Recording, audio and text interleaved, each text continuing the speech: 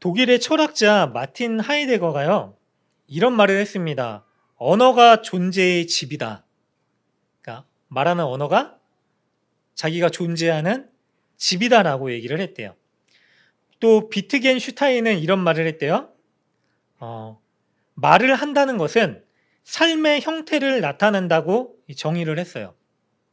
그러니까 언어가 단순히 우리가 뭔가 쓰이기 위해서 내뱉는 게 아니라 그것보다도 더 깊고 넓은 무엇인가 총체적인 의미를 담고 있다라고 하는 거죠.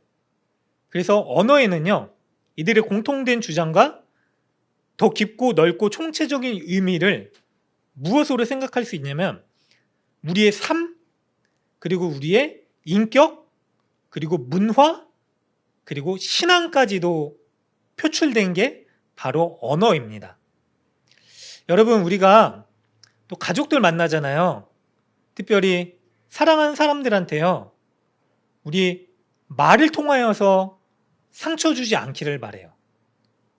말을 통해서요, 따라해볼까요? 세우고, 살리고, 섬기는, 나누는 그런 은혜가 있으셨으면 좋겠어요. 왜냐면 하나님은요, 우리의 말의 고백을 다 들으시는 분입니다. 심지어 하나님은요, 우리가 말할 수 없는 간구로 내뱉는 탄식까지도 들으신다라고 말씀을 하셨어요. 그래서 말에는 권세가 있습니다.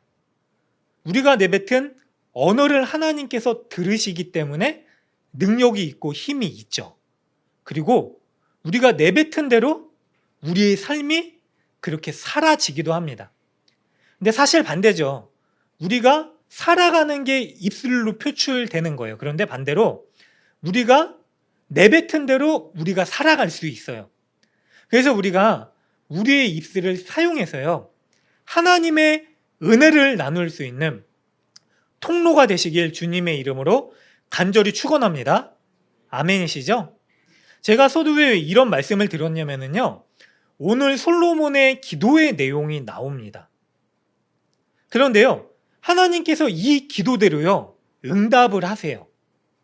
기도의 동기는 약간 다르게 볼 수 있어요. 우리가 얼핏 보기에는요, 솔로몬이 성전 봉헌식을 위한 거창하고도 장엄한 이 표본이 될 수 있는 기도를 해요. 그런데 사실 그 동기는 사뭇 다르게 보여집니다. 저는 이거 개인적인 관점이기도 한데요, 물론 솔로몬이 다 잘못한 건 아니에요. 그런데 아쉽게도 솔로몬의 삶이 안 좋게 사라졌기 때문에 제가 보는 성경적으로 드러나는 솔로몬의 삶이 좀 안 좋게 비춰지기도 해요.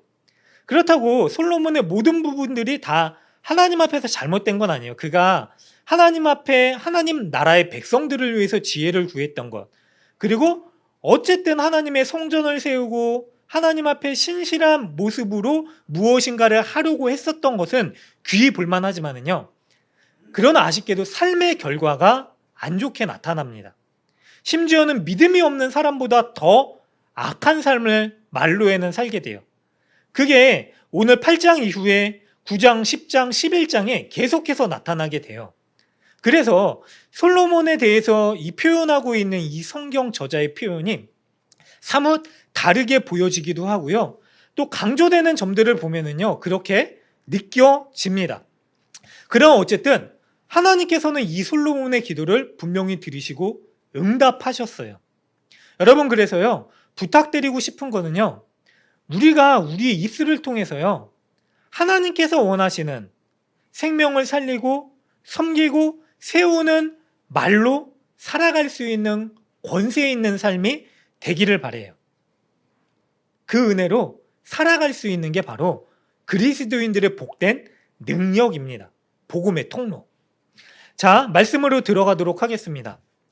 잠깐 말씀드렸다시피요, 열왕기사 8장은요 성전 봉헌식의 내용들입니다. 이제 5장부터 준비했었던 이 성전이 완공됐어요. 그리고 한 솔로몬이요, 이스라엘 사람들을 다 불러 모아놓고 연설을 합니다. 그런데 성전을 완공시켜 놓고서 가장 먼저 한 게 있어요. 그것이 무엇이냐면 바로 언약궤를 이 성전으로 들어오는 일들을 합니다. 그게 8장 앞부분에 나와요. 이 언약궤는요, 하나님께서 이스라엘 백성들과 함께 하겠다라고 했었던 임재의 상징이에요. 그런데 8장 9절을 보면은요, 이렇게 얘기를 해요. 언약궤를 옮겨왔는데 그 언약궤 안에 두 돌판밖에 없다라고 얘기를 해요. 그런데 출애굽 당시에 이 언약궤 안에는 뭐가 들어 있었을까요?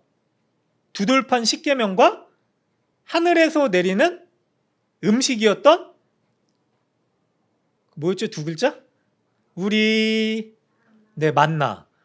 네, 만나가 있었죠. 그리고 또 아론이 지팡이를 갖고 있었는데 쌍난 지팡이. 왜 싹이냐면은 다른 이스라엘 사람들 중에 장로들, 지도자들도 우리도 하나님이 세우신 권위 있는 지도자다라고 아론과 모세에게 도전을 했어요. 그런데 하나님께서 세우신 지도자였거든요. 근데 그 하나님의 권위에 도전한 게 되고요. 결국 그들이 심판받아요. 그리고 아론의 지팡이에만 싹이 나요. 그래서 그 증거를 하나님께서 보여주셨던 것이죠. 그런데 그 중에서 두 가지 이 하나님의 은혜의 상징이었었던 물품들이 성물들이죠. 없어져 버린 거예요. 유실된 거죠. 잃어버린 거예요. 왜 이런 일이 일어났을까요? 이때 당시까지요. 그러니까 솔로몬 시대에 다시 언약궤를 성전에 가지고 올 때까지 하나님의 언약궤는 거의 방치된 상태나 다름없이 있었습니다.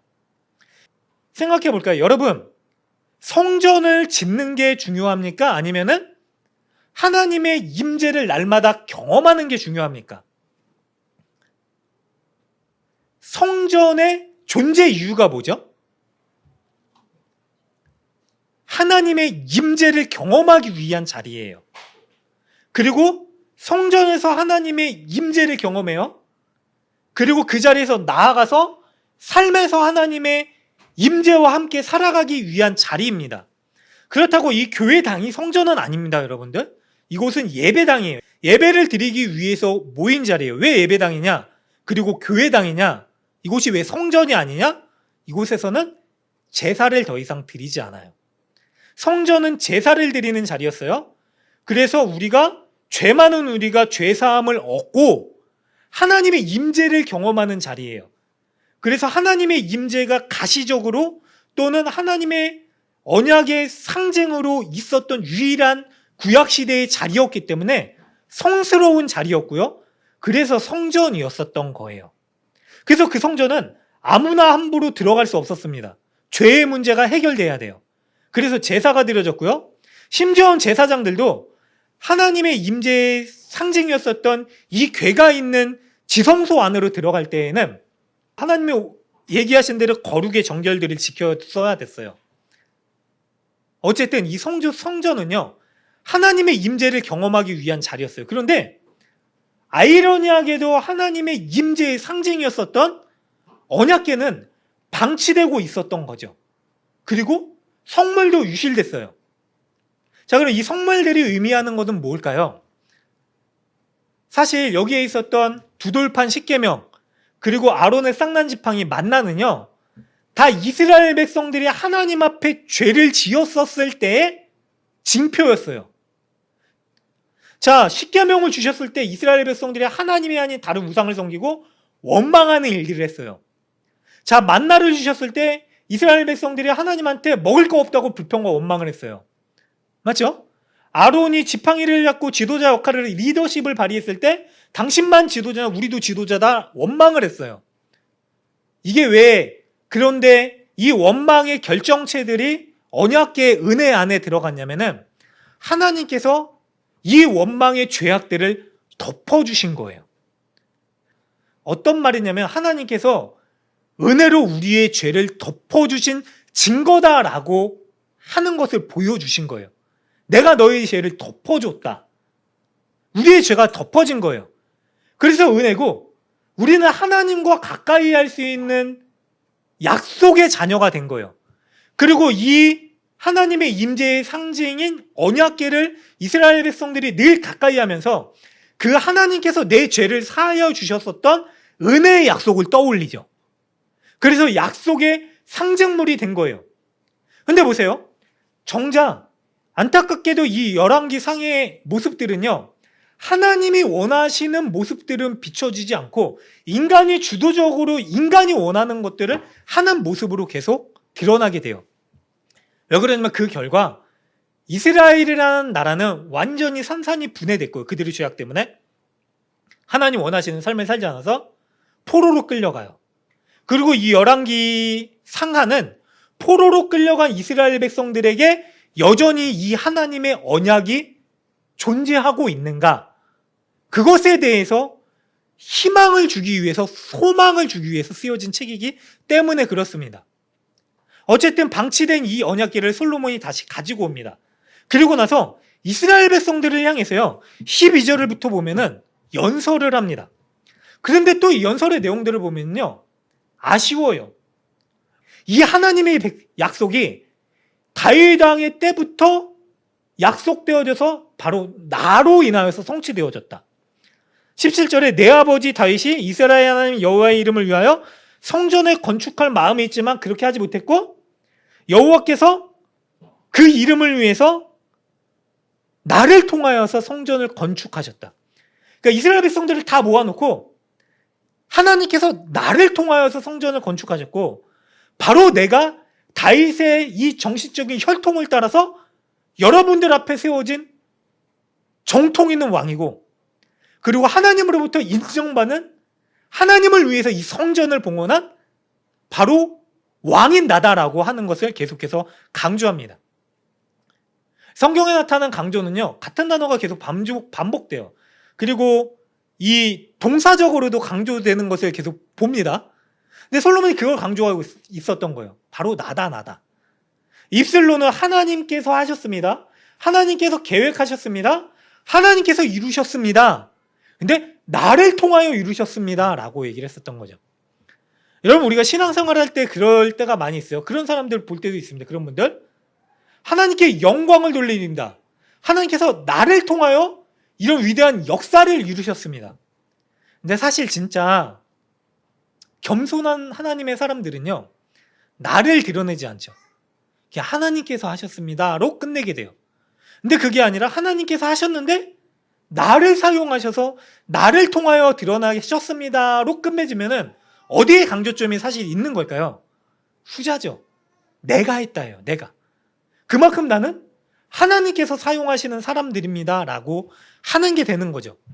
그런데 이런 게 또 오늘 우리가 읽었었던 본문 22절부터 보면은 솔로몬의 기도 가운데 드러납니다. 이 기도의 내용들을 보면서 또 솔로몬이 제단 앞에서 이스라엘 온 회중과 마주서요. 그러니까 사람들을 또 불러놓은 상태에서 하나님을 향하여 손을 펴고 기도를 합니다. 이스라엘 하나님 여호와여, 위로 하늘과 아래로 땅에 주와 같은 신이 없나이다. 맞아요. 상천하지 유일하신 전능하신 분은 오직 여호와 하나님 한 분뿐이십니다. 여러분, 우리가 왜 유일신 십계명을 따라서 나 외에 다른 신을 섬기지 말라라고 하신 이 말씀을 믿고 지키며 살아가는지 아세요? 신은 하나님밖에 없기 때문에 그래요. 여러분, 다른 신이 존재하는 게 아닙니다. 다른 신이 존재하는 거는요, 다 사람이 만든 거예요. 그래서요, 맞는 말이에요. 솔로몬이 얘기를 합니다. 주께서는 온 마음으로 주의 앞에서 행하는 종들에게 언약을 지키시고 은혜를 베푸시니이다. 맞아요. 하나님의 속성을 빗대해서 기도하는 거예요. 하나님은 유일한 분이시고 하나님은 언약을 지키시는 신실한 분이십니다 라고 기도를 해요. 그런데 왜 이런 기도를 할까요? 바로 솔로몬의 요구사항이 뒤에 나와요. 25절에 보니까 요점은 이거예요. 하나님, 우리 아버지 다윗에게 약속하신 약속대로 이 왕위가 내게로부터 떠나지 않게 해주세요. 약속하셨죠? 라고 요청을 합니다. 그 말씀을 지켜달라고 하는 거예요. 보세요. 26절에 보니까 그런즉 이스라엘 하나님이여, 원하건대 주는 주의 종 내 아버지 다윗에게 하신 말씀이 확실하게 해주십시오. 또 한 번 다시 마침표를 찍는 거예요. 약속대로 꼭 해주셔야 됩니다. 여러분, 전지전능한 세상의 창조주이신 하나님이세요. 하나님은 누구시죠? 우리가 만든 피조물이 아니시기에 하나님의 뜻을 하나님의 원함대로 모든 것을 이루실 수 있는 능력이 있으신 분이에요. 근데 그런 하나님을 향해서 드리는 기도가 모든 이스라엘 백성들을 앞에 세워놓고 하는 기도가 뭐냐면, 하나님이 내 왕권을 주셨습니다. 이제 앞으로도 내 왕권을 공고히 하시고 하나님이 이거를 잊지 않으시기를 바랍니다 라고 하는 기도로 마침표가 되어져 가고 있는 거예요. 하나님의 영광으로 시작하셨지만 마침표는 뭐냐면, 하나님 내 왕위를 공고히 하셨죠? 앞으로도 그렇게 해주실 것을 믿습니다 라고 하는 것을 사람들한테 선포하고 있는 거죠. 왜 그럴까요? 솔로몬의 기도 그대로죠. 자신의 왕권을 공고히 하기 위해서예요. 다윗이 솔로몬을 왕으로 세웠지만 처음부터 삐그덕거렸죠. 다윗의 다른 아들들이 계속해서 왕이 되고자 했었죠. 반란이 계속해서 일어났었어요. 그런 불안정한 상황 가운데 이 왕을 세우신 분이 누구이신지, 왜냐하면 세우신 분이 하나님이시기 때문에 이스라엘 모든 백성들을 향하여 하나님이 세우신 왕인 내가 이제 여러분들이 다스릴 거고 이 왕조가 계속해서 하나님의 약속대로 이루어질 것입니다 라고 선포하고 있는 형국인 거죠. 이스라엘은 신정정치였습니다. 신정정치 뭐냐면, 하나님께서 세우신 하나님의 뜻대로 원하시는 왕이 세워져서 하나님의 통치를 이루는 나라였어요. 그래서 하나님의 약속이 중요했어요. 공식적으로 하나님의 인정, 제가를 받는가가 중요했습니다. 그리고 이게 백성들에게 인식되는 게 중요했어요. 근데 솔로몬이 그거를 자기가 인식시키고 있는 거예요, 여러분들. 여러분, 우리의 신앙생활이 자칫 이런 모습일 수 있습니다. 여러분, 우리는 하나님의 자녀죠. 구원받은 하나님의 나라의 백성입니다. 그 말은 뭐냐면은, 하나님이 우리를 다스리시고요, 우리를 통치하시고 우리를 인도하시고 우리의 주인 되신 분임을 믿는 게 우리의 신앙이에요. 그래서 우리는 주님이라고 하는 말로 찬양을 하죠. 예수 그리스도 나의 주님. 왜? 나의 죄를 대속하셔서 내 생명, 죽어야 될 나를 위해서 새로운 생명을 주신 분이시기 때문에 그 복음을 얘기하죠. 이게 복음이에요. 그런데 이 주님을 고백하면서도요, 주님께서 나에게 이렇게 하시기로 하시지 않았습니까를 요구하면서 구하면서 나의 성전을 만들어 가고 있는 모습이 있다면, 바로 솔로몬이 성전을 건축하고 하나님의 임재를 가지고 와서 하나님의 약속을 빗대어서 이스라엘 백성들 앞에 선포하고 있었던 자기 왕권을 위한 이 성전 봉헌식의 모습이 우리의 신앙일 수도 있습니다. 물론 우리가 원하는 거를 하나님의 예수의 이름으로 구해야 됩니다. 근데 그게 끝이 아니라요, 우리가 구하는 이것을 통해서 하나님이 우리의 삶 가운데 어떤 일을 이루실 것인가, 하나님께서 나에게 무엇을 원하시는가, 하나님에 대한 기대와 소망으로 끝나야 돼요. 볼까요?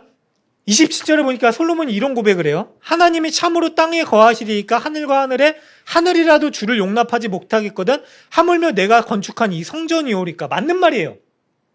여러분, 하나님은요, 무소부재하신 분이에요. 안 계실 곳이 없고요, 거하지 못하실 곳이 없어요. 한 곳에만 계시는 분도 아닙니다. 지금 이 순간에도요, 동일하게 세상 어느 곳에서든지 하나님은 존재자로서 존재하시는 분이에요. 그래서 하나님이세요. 그리고 그 하나님은 영으로 존재하시는 분입니다. 하나님이 왜 눈에 보이지 않는가? 우리 아이들에게 그 질문을 하면 아이들이 뭐라고 얘기하는지 아세요? 하나님은 영이시기 때문에요 라고 얘기를 해요. 맞는 말이에요. 하나님은 영이세요. 그래서 제한된 우리의 눈에 가시적으로 존재하는 이 자리에만 존재해야 하는 분이 아니기 때문에 눈으로 보이지 않는 전능하신 하나님이십니다. 우리가 그걸 믿는 거예요. 그런데 솔로몬이 하나님은 그런 분이십니다. 전능하신 분입니다. 세상을 창조하신, 세상에 가둬둘 수 없는 무한하신 하나님이십니다를 고백하는데, 28절에 보니까 뭐라고 하냐면, 그러나, 역설이죠. 대비죠. 그러나 내 하나님 여호와여, 주의 종의 기도와 간구를 돌아보시며 이 종이 오늘 주 앞에서 부르짖음과 비는 기도를 들으십시오라고 얘기를 해요. 당연히 우리도 이런 기도를 합니다. 우리의 기도의 모습과 다를 게 없어요. 그런데 솔로몬은요, 공식적으로 왕이 된 자리에서 하나님을 이 성전 안에 둠으로 인하여서 자기의 왕권을 공고히 하기 위한 수단으로 이야기했기 때문에 이게 잘못된 겁니다. 많은 이스라엘 백성들 앞에서요, 그런 하나님을 성전에 가둬두는 유한한 하나님, 제한 있는 하나님으로 전락시키는 모습으로 비춰져요. 뭐라고 얘기하는지 아세요? 솔로몬이 어떻게 이런 기도를 하는가? 29절에 주께서 전에 말씀하시기를 내 이름이 거기 있으라 하신 곧 이 성전을 향하여 주의 눈이 주하려 보시오며 주의 종이 이곳을 향하여 비는 기도를 들으시옵소서. 하나님께서 약속을 하셨거든요. 내가 너희와 함께 거하겠다. 내 언약의 상징이 있는 곳에 거하겠다. 성전에 거하겠다라고 말씀을 하셨어요. 그러나 하나님은 성전에만 거하는 분이 아니십니다. 여러분, 이스라엘 백성들의 특징이 있어요. 이스라엘 백성들은요, 약속의 자녀예요. 하나님의 약속의 백성입니다. 이 약속을 왜 약속의 백성이냐면, 날마다 하나님께서 이스라엘과 함께 하겠다라고 하신 약속을 받은 백성이기 때문에 그래요. 그런데 이 약속의 특징이 있어요. 이 약속은 인간 편에서 무엇을 해서 약속을 받을 만한 계약 당사자, 계약할 수 있을 만한 조건을 갖춰서 약속을 받은 그 약속의 대상자가 아니다라고 하는 거예요. 이게 특징이에요. 인간은 계약을 할 수 없는 존재였어요. 하나님과 감히 계약을 할 수 없는 자였어요. 근데 하나님께서 이스라엘 백성들을 향해서 하나님 편에서 전적으로 그 약속을 이루어 준 거예요. 그리고 하나님께서 그 약속을 계속해서 역사 가운데 써 내려가셨습니다. 최초의 에덴 동산에서 아담과 하와가 범죄했을 때 하나님께서 아담과 하와를 쫓아내시지만은요, 그들에게 약속을 주셨어요. 가죽옷을 지어 입히시고 그들 가운데 하나님께서 약속을 주셨어요. 훗날 여자의 후손이 너희들 뱀의 머리를 밟으실 것이고 그리고 너희 후손으로 오게 될 것이다. 그리스도에 대한 메시아의 약속을 주셨어요. 아브라함에게 약속하셨습니다. 너의 자손이 많아질 것이다. 내가 너를 복의 통로로 만들 것이다. 너희 자녀들이 무수히 많아질 것이고 그들이 내 백성이 되리라 라고 하신 약속을 주셨어요. 아브라함은요, 비겁한 사람이었어요. 아내를 누이라고 속였었던 일이 2번이나 있었고요, 도망자였어요. 옹졸했어요. 하나님의 약속을 믿지 못해서요, 자기의 방편대로 어떻게 했죠? 자녀를 낳으려고 했어요. 그래서 이스마엘이 태어났죠. 이 일로 인하여서 나중에 하나님께서 약속하신 대로 하나님의 자녀였었던 이삭이 태어났을 때 문제가 생기게 되죠. 그런 사람이었어요. 그런데도 불구하고 하나님이 그 약속을 신실히 지키셨죠. 하나님 편에서 지키시는 거예요. 자, 볼까요? 그 위에 이삭, 야곱 다 비겁한 사람이었었어요. 그런데도 하나님이 약속을 지켜주십니다. 그리고 다윗 때까지 하나님이 신실하게 그 약속을 이루어주세요. 지켜주세요. 왕으로 세우시고 그들의 다윗의 혈통을 통하여 왕조를 이루어가시고 하나님의 약속대로 다윗의 아들이었었던 솔로몬을 통해서 성전을 지으십니다. 하나님이 하신 거예요. 그런데 자칫 오늘 본문을 보면은요, 하나님과의 새로운 언약 계약식을 체결하는데 이 주도권이 누구한테 있는 줄 아세요? 누구한테 있다고 보여지십니까? 이 말씀을 보니까 바로 솔로몬이에요. 내가 하나님으로부터 이 약속을 부여받은 자고 이제 앞으로 하나님께서 나를 위하여 이 왕권을 공고히 하셔야 되고 내가 지은 이 성전에서 하나님께서 내 기도를 들어주셔야 됩니다. 29절을 보니까 주께서 전에 말씀하시기를 내 이름이 거기 있기라 하신 이곳에 성전을 향하여 주의 눈이 주야로 봐주셔야 되고 주의 종이 이곳을 향하여 비는 기도를 들어주셔야 됩니다라고 새로운 약속을 갱신하는데 주도권이 누구에게로 넘어간 약속이냐면 솔로몬에게로 넘어간 거죠. 여러분, 하나님께서는요, 성전을 원하지 않으셨어요. 사실 다윗에게 그 말씀을 분명히 하세요. 그러면 왜 하나님께서 성전을 허락하셨는가? 허용하신 거예요. 사실 허락이 아니라 허용입니다. 왕도 마찬가지입니다. 하나님은 왕이 있기를 원치 않으셨어요. 왜냐하면 이스라엘 백성들의 왕은 하나님이셨어요. 하나님의 직접적인 신정 통치를 받는 백성들이 유일한 약속의 백성이었었던 이스라엘 백성들이죠. 근데 그들이 가나안 땅에 들어가서 보니까 왕이 있는 거예요. 눈에 보이는 가시적인 그들의 통치자가 있는 거죠. 눈에 보이니까 안정된 거예요. 눈에 보이니까 왜 안정되냐면 왕이 보이는 곳에서만 안정적으로 살면 돼요. 보이지 않는 곳은 자기들 마음대로 살죠. 이게 그들의 마음이었던 거예요. 그런데 하나님께서 왕을 용납하십니다. 왜 용납하시는지 아세요? 너희들이 원하는 대로, 그래? 정말로 그렇게 원해? 그러나 그거 원치 않는다. 왕이 생기면 너희들이 다시 애굽에 있었던 대로 노예처럼 왕에게 공부를 들여야 되고 왕을 위해서 봉사해야 되고 시간을 들이고 노동을 해야 될 것이고 그런 여러 가지 어려움이 있을 것이다 라고 했는데 그들이 왕을 원하자 그럼 니들 마음대로 해봐라 라고 했어요. 결론은 뭐죠? 인간 스스로 세운 이 불안정하고도 그들에게 진정한 평화를 줄 수 없는 그 왕을 경험하고 나서 진짜 우리가 구해야 될 왕이 누구인지를 깨달으라라고 허용하신 거죠.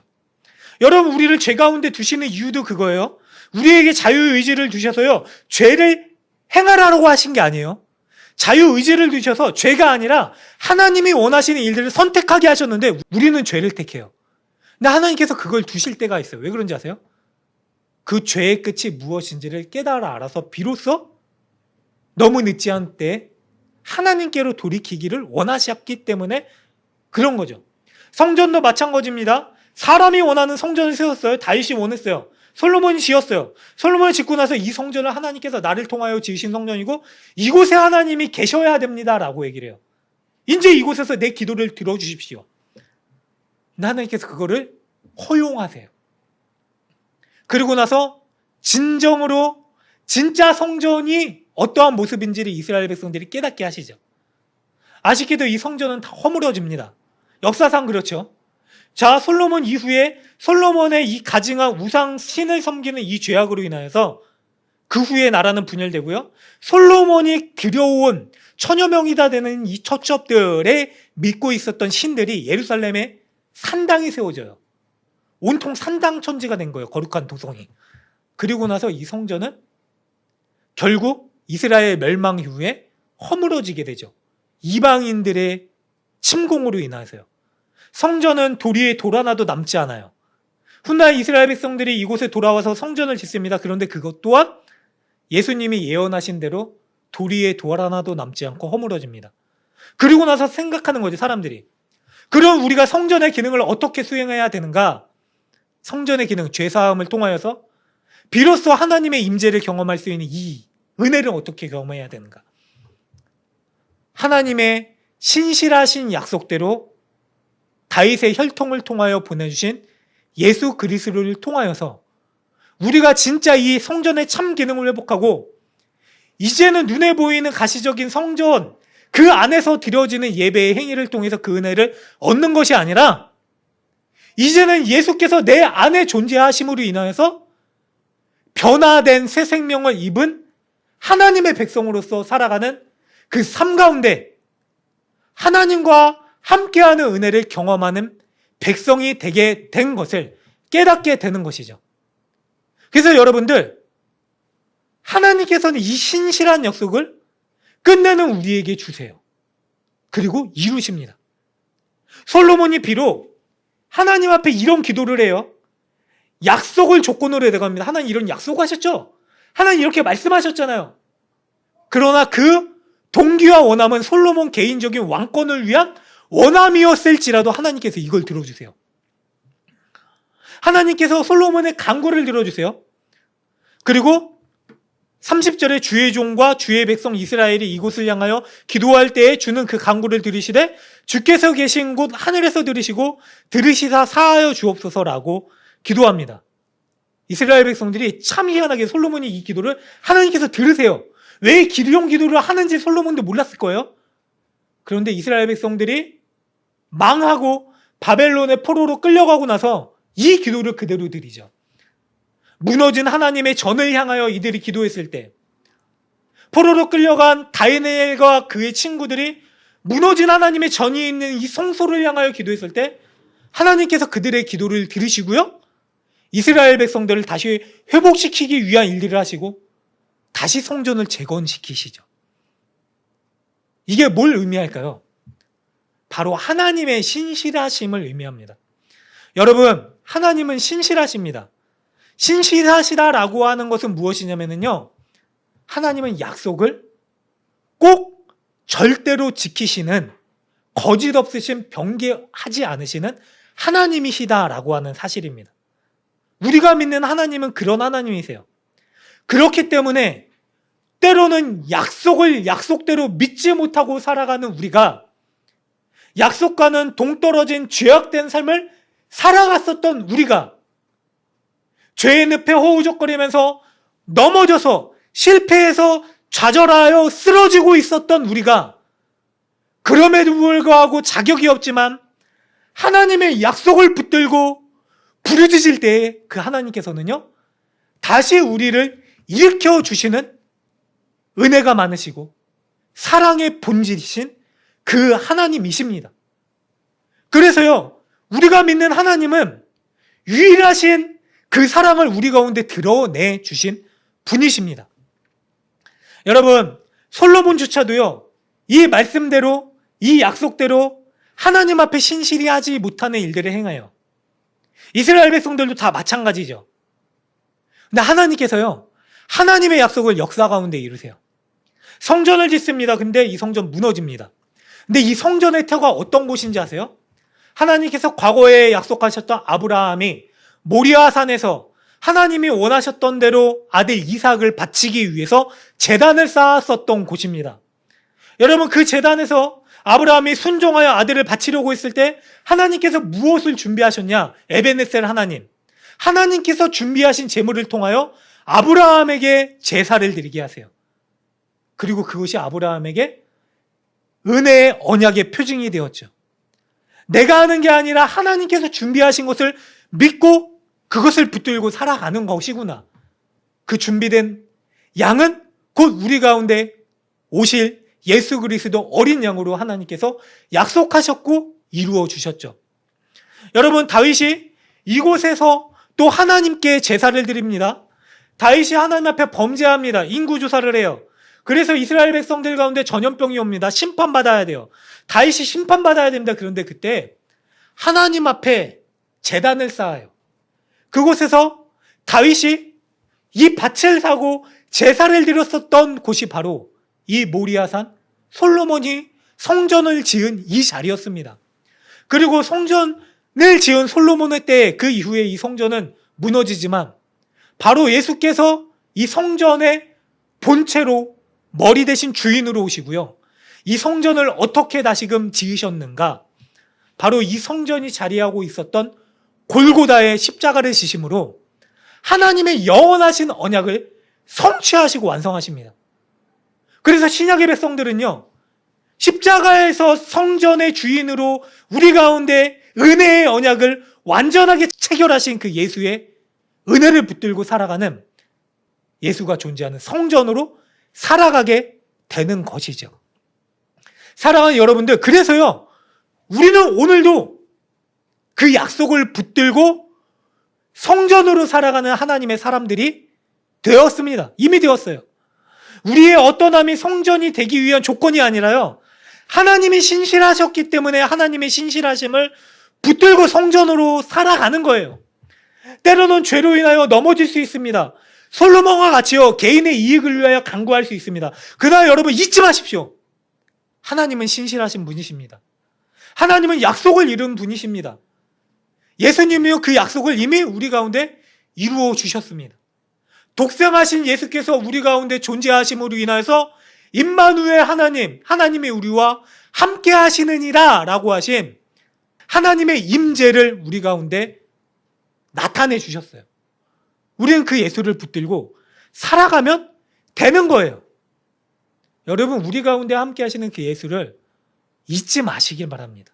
우리가 구원받을 수 있는 길이요, 진리요, 생명이 예수이기 때문에 그렇습니다. 이제 세상 가운데 나가시는 여러분들, 하나님의 임재로서 살아가시길 바랍니다. 성전으로서 살아가세요.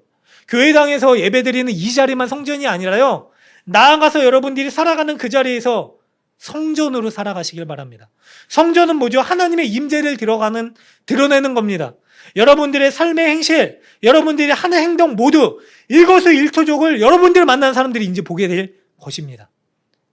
오랫동안 떨어져 있는 가족들도 보게 되겠죠. 여러분들의 말 한마디 한마디를 그들이 새겨 듣게 될 것입니다. 그래서 여러분들에게 부탁드리고 싶습니다. 예수와 함께 예수의 성전으로 살아가시길 바랍니다. 그게 성전된 존재의 이유입니다.